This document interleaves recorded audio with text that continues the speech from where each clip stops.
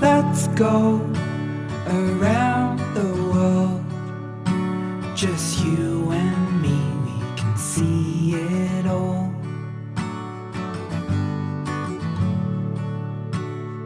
Let's go and live our dream, just you and me. Hey Hey guys, how's it going? It's just us. Just ignore the back of the car. It's a little dirty, but we just thought we'd come on and talk. We got so much in our head right now because we're trying to do 1,000 things and figure out the right direction and what's next for us. But we thought, let's share some truth, about what this work camper world is like, about what it's like to try to get to this point, because we have so many people that, oh, you're brave, and then we have other people that are like, why would you do that? And you'd be amazed at how many people think, they think we're crazy, which we might be. Probably are. we definitely might be. But in the same sense, it's like, are we really? It's like there's different sides to it. But we just thought we'd share how we're feeling, like voice what we feel right now, because we want to be real with you guys and want to put it out there, and for anybody else especially that wants to that's thinking about doing this, just to let you know the real. The real. It's planning's the easy part. You can plan, say, hey, I'm gonna put my house on the market, I'm gonna sell it, I'm gonna buy an RV, I'm gonna hit the hit the road and start traveling, and I'm gonna work as I go. But I tell you, the scariest feeling was when it wasn't when we sold the house. Mm-mm. It was the last day we had to leave the house. Yeah. And that was the day you're like, okay, there's no turning back. Yeah, that day was a lot for us. As a matter of fact, like, we went and stayed at a hotel there, literally, like, not even a mile from where we lived at that time. We stayed at the hotel for a few nights. We were just in a shell shock. Yeah. That we had just done that we're like, now what? Even though we knew what we wanted to do, we were so shocked and in such a comfort zone, being in our home that we'd had for several years, that we were just, it's like we couldn't believe we'd just done that. It was very emotionally draining. It was very emotionally draining. Just trying to get your head around next steps. And so then you have 1,500 things going through your mind about what you want to do first, and you can plan that all you want to, but reality is it's nothing's going to work out the way you think it is. Not really. It's not. And the thing that with us is we've always been go with the flow. Yeah. Like, we've always been great with that. Like, we literally can live in different situations and adjust to it in no time. And I don't know if that's a superpower we have. Sometimes I feel like it is, but in other times I feel like it at some point it will hit you. Yeah. And that's what we had gotten to that day after the final push to get everything out of the house. Like, I'm talking about, they were going to be at the house at 9 that morning, the new owner, to look at it. And we were literally still getting stuff out at 8:15. Like, I was cleaning as he was still packing. Like, everything that's in your head, you think is going to go this way, there's always something else to it. But we did it, and we got out, and the house was clean, and it went well. But like he said, we just needed a mental clarity after that, and then at that same time that we were doing that, our daughter was relocating to Florida. Yeah. So we had that emotional turmoil, and the fact that we were leaving our families in North Carolina. So it's just everything in a combination, but but I think the east part is things didn't work out because we had planned on going to Florida way before we knew Caitlin was going to actually move back to Florida. Right. Yeah. So we decided, well, we'll just, just travel around that area, you know, and, you know, visit with her, make sure she's settled, and just, you know, so I think that first 2 weeks we kind of, we were actually camping out of our tent, which was great. I mean, we can do that, but then you finally figure out that how sustainable is that for long term. I mean, and honestly, you can do it, but then you can do it, you take into account things like extreme heat, extreme cold, those really rainy days, then you just adapt. And we had in the back of our mind about, pulling the trigger on RV. We just didn't know exactly when and exactly what. So she did a lot of research. I mean, lots. And that's my thing. That's my little ism. And is I've researched everything. Yeah. So then when we finally zeroed in on what we could live, you guys, you're not going, in a perfect world, you're not going to check off every box. No. If you check off every box you want, then so you have to. It's a balancing act. What you can live without and what you can't live without. Yeah, I mean, we see a lot of stories. Like I saw one the other day, and I was kind of floored with what this person said. It was in one of the groups that we follow, because we follow a lot of groups, everything on the hiking side and everything on the RV side. But this was somebody that was getting into the RV world and going full-time RV life. And so this person was talking about, they had gotten a certain foot of trailer, like 35 foot, and they were like, the reason we went so small, which we thought that was funny, 35 foot's not small, not to us, but the reason we went so small is because we needed a lot of storage space. I think what they said is they were, that's the reason why they got that something that big. I mean, they got something that big. Big is because, sorry, using the wrong words. They were buying something to fit all their stuff in. Because it was just two so of them. Like they were empty nested like we are. They only had the two of them, and they bought a 35 foot. Fine, trust me. You do you. And there's some beautiful, beautiful rigs out there that all RVers know.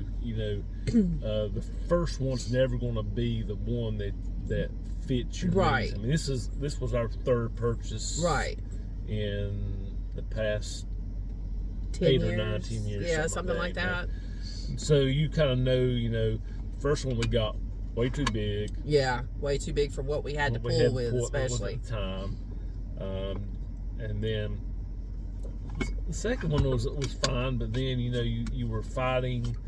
You had the east-west bed where you were fighting to roll over each other, and in the middle of the night, if you had to get out, one person had to get out, and so RV tip: when you buy those beds that are east-west and they don't go north-south, you're going to be fighting to get over each other all night. If you've got one person that uses the bathroom in the middle of the night, put that person on the outside if that's what you want to do and all that.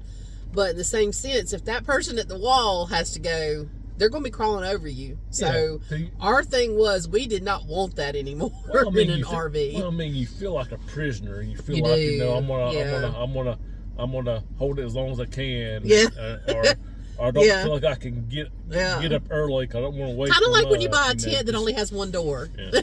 It's the same thing. But anyway, but anyhow, no, there's just a lot to it. And so once we realized this is not going to be work for us because of that factor, the several factors, the heat, the cold, the rain, the snow, whatever it may be, like just, camping in the back of the truck will only go so far, or in a tent will only go so far. But also what we were wanting to do, like we've explained before in our other video, is work camp. And by doing that, a lot of places require a self-sustained rig to do that with. And so we were like, we're just might as well go ahead and bite the bullet. And that's when we bought Roxy. And so... Yeah, and I didn't really understand why. I'm like, well, why can't we just stay in a tent? Why can't we do that? And then you don't really realize it until you start really getting into it that I didn't know this. I don't know if you knew, but it's actually a health code thing for the campgrounds, that they cannot rent something, somebody stay long term on the property unless they have self-sustainability. Yeah. That makes sense. I mean, I get it. I mean, the more that we're in the RV world, I totally understand those little things like that. But you know, it's been great. Like we love having the RV. She's small, but she's perfect, and it's great because we can pull her and travel everywhere with her. But we've also had some things come up where we drove back to Georgia that one time and got Roxy in Georgia because we felt like we could trust the RV place that we purchased her from, and they were great, and we got the best deal from them.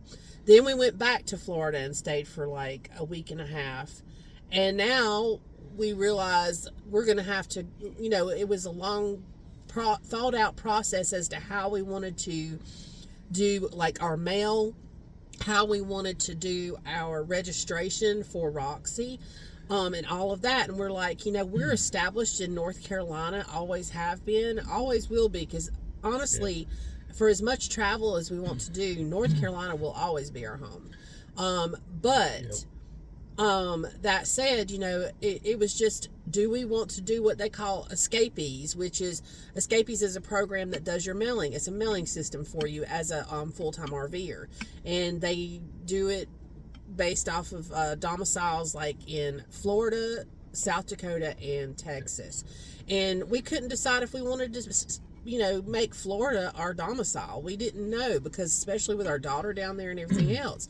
But because of like all the different legalities of it, and the more we dove into it, we're better off keeping our residency in North Carolina. And so that said, we are making a trip back home, which we need to do anyway. There's some things we need to put into storage and get out of storage, and it just made more sense for us to go back to Asheville for about a week, or North Carolina for about a week, and get some stuff done and go ahead and get Roxy taken care of. Yeah, so it's kind of like, you know, when you try to declutter, you know, you usually if there's something you haven't touched in 6 months, get rid of it. Well, in the travel world, you know, we've been right at on the road right at a month. That's crazy, because it feels like so much longer, but we have stuff back there we haven't touched, so so it's going home. You know. I mean, that's the thing too. As you can see, we have our backpacks. They stay in the truck, and they're going to stay in the truck. One of the things that we've been doing the past few days, and the reason why we're trying to stick in areas that we're more comfortable with at this moment, because right now we're back in Georgia and we're staying at Skidaway Campground again, and we love it there.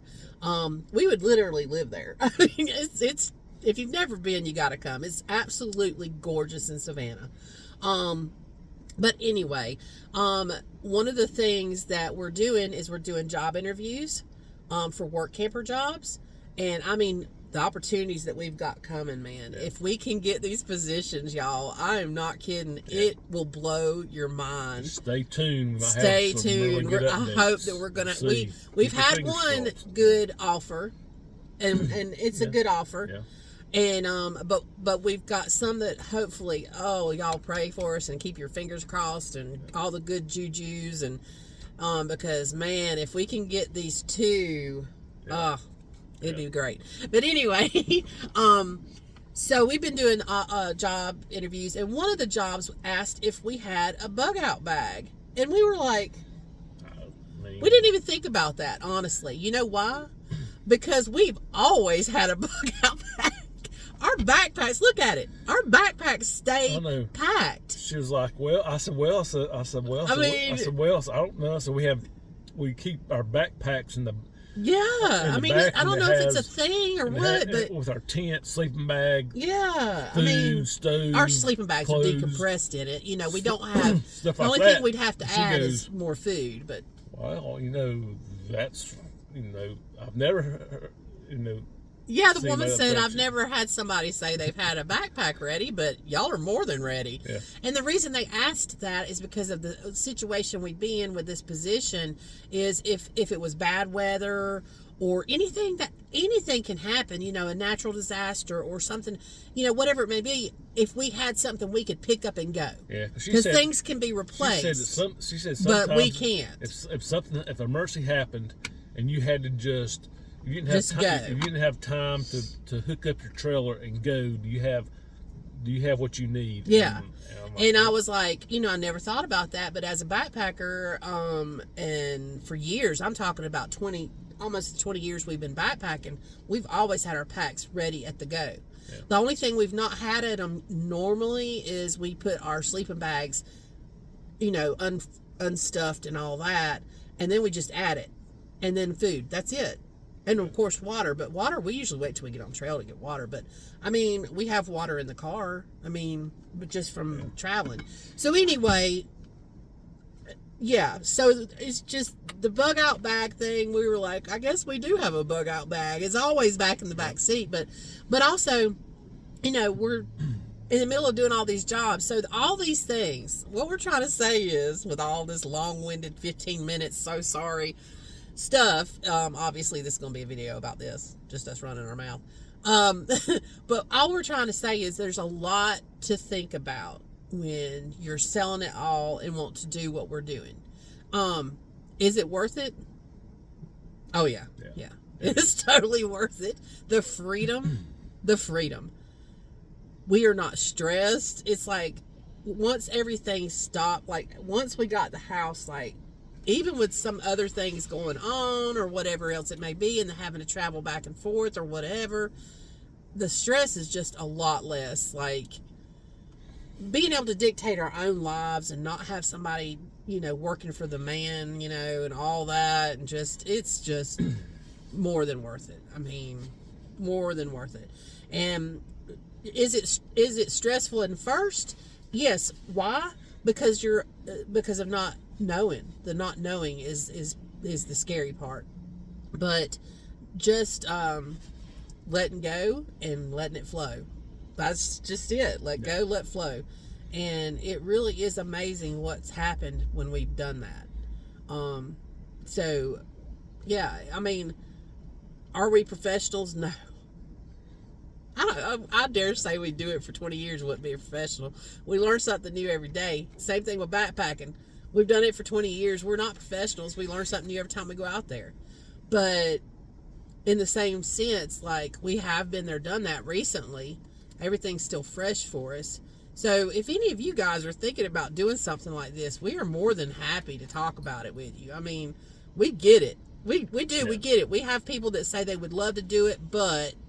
and then they'll say something that's stopping them from doing it. Don't let it. I mean, honestly, there's ways around everything, whether it be the monetary, whether it be medical. I mean, he's on all kinds of medications, but he talks with his doctor just like he did when we went backpacking, and he's able to get what he needs. I mean, there's ways about it that you can do it. Insurance. There's ways to get insurance. It's not like that's impossible. So we just want you guys to know that, you know, we've got a lot going on and it's kind of crazy, and we're back and forth right now to try to get stuff settled, especially if we're going to be going into work camp positions soon. We got things we have to do first, you know, tags and, you know, all this and that.